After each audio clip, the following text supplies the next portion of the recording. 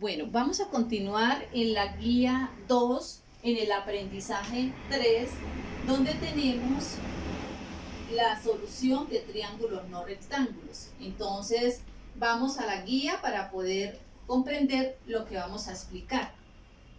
Dice, cuando un triángulo no es rectángulo, entonces es acutángulo o, puede ser obtusángulo. Bien, ¿qué es? Vamos a retroalimentar qué es un triángulo acutángulo. Un triángulo acutángulo es aquel donde sus tres ángulos internos son agudos, es decir, son ángulos menores de 90 grados. Entonces, vamos a la guía, hay un ejemplo, vemos tres ángulos dentro de un triángulo y los tres ángulos son agudos, respectivamente tienen el valor de 60 grados, 80 grados y 40 grados, es decir, 180 grados. También vale la pena retroalimentar que la suma de los ángulos internos de cualquier triángulo es igual a 180 grados. En cuanto a los ángulos, a los triángulos obtusángulos, entonces tenemos que es obtusángulo cuando tiene un ángulo agudo, es decir, un ángulo mayor de 90 grados. Ahí en la guía ustedes también van a encontrar un triángulo formado por dos ángulos agudos y un ángulo obtuso. Y sus valores respectivos son 135, 15 y 30 grados. Es decir, la suma de estos ángulos es igual a 180 grados. Ahora, ¿cómo se trabaja este tipo de triángulos? ¿Cómo se resuelven? Entonces, debemos recordar que cuando tenemos triángulos no rectángulos se van a presentar cuatro casos. El primer caso es cuando nosotros vamos a conocer un lado y dos ángulos. ¿Y de qué forma va a estar? Lado, ángulo, ángulo o ángulo, lado, ángulo. Ahí está la abreviatura entre un paréntesis. En el caso 2 se conocen dos lados y el ángulo opuesto a uno de ellos. Entonces tenemos lado, lado, ángulo. En el caso 3 se conocen los tres lados del triángulo, es decir, lado, lado, lado. En el caso 4 se conocen dos lados del triángulo y el ángulo comprendido entre ellos, es decir, lado, ángulo, lado. Los triángulos correspondientes al caso 1 y 2 por lo general se resuelven mediante la ley de seno. En cambio, los triángulos que corresponden a los casos 3 y 4 se resuelven mediante la ley de coseno. Es importante tener en cuenta que cuando se aplica la ley de seno, en el caso 2, el problema debe tener única respuesta, única solución, dos soluciones o no tener solución. Bien, entonces vamos a pasar a la parte de la explicación de la ley de senos. Tenemos un triángulo ABC, donde sus vértices representan en letra mayúscula A, B y C. Por lo tanto, también representan los ángulos.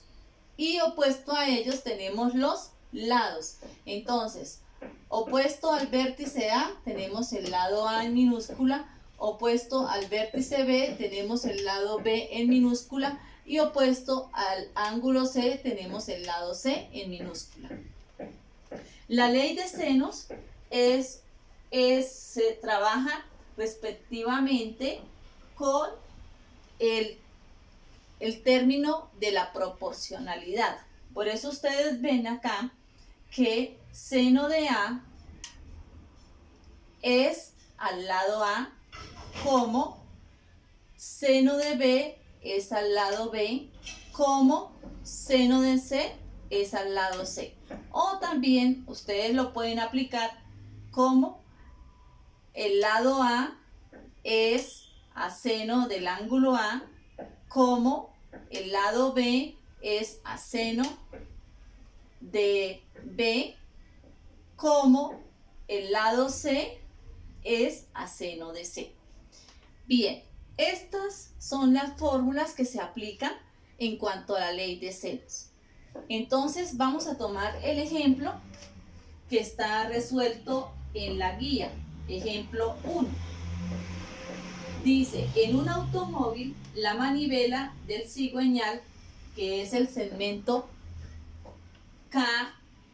el KJ, tiene una longitud de 8 centímetros. Y la biela, que es el segmento JL, tiene una longitud de 23 centímetros. Cuando el ángulo KLJ es de 15 grados, como se muestra en la figura, entonces me están indicando KLJ. Significa, la letra del centro siempre significa el vértice al cual corresponde el ángulo. En este caso es el ángulo L, 15 grados. Bien, entonces vamos a mirar que este problema corresponde al caso 2. Es decir, lado, ángulo. ¿Por qué corresponde al caso 2? Lado, ángulo. Y el ángulo es el opuesto a es opuesto a su lado. Entonces, si nos damos cuenta, el ángulo L es opuesto al lado JK. Bueno, entonces, ¿qué necesito saber? Necesito saber KL, pero anteriormente necesito saber cuál es la amplitud del ángulo K. Como no lo conozco, debo ir a buscarlo. Entonces, vamos a aplicar el teorema de seno. Tenemos que seno de K es a JL, como seno de L es a JK. Entonces, vamos a reemplazar. Seno de K no lo conocemos, es a JL, es decir, a su lado opuesto, que vale 23, como seno de L, que vale 15 grados, es a 8, que es su lado opuesto, es decir, el lado JK. Bien, ahora vamos a despejar seno de K. Al despejar seno de K me queda un producto entre estos dos términos dividido entre 8. Vamos a la calculadora, realizamos esta operación y me da 0,67. Entonces, luego volvemos a la calculadora y hay una tecla en la parte superior izquierda que se llama Shift. Ahí la accionamos, después buscamos seno y le va a aparecer esta expresión, seno a la menos 1. Significa que ustedes después de eso le colocan el valor que hemos hallado acá, 0,67. Eso va a ser más o menos igual a 46.74 aproximadamente. Vamos a aproximarlo a 47 grados como número entero. Vemos que el ángulo K es un ángulo obtuso, entonces vamos a hallarle el valor. Tenemos que seno de K es igual a seno de 180 grados menos K. Por lo tanto, me queda que K es igual a 180 grados menos K, que es 47 grados, para hallar el valor de K. Entonces, me queda que el ángulo K es igual a 133 grados. Buscamos el valor del ángulo J para poder hallar el valor de su lado opuesto. Sabemos que el ángulo J es igual a 180 grados menos el ángulo K menos el ángulo L.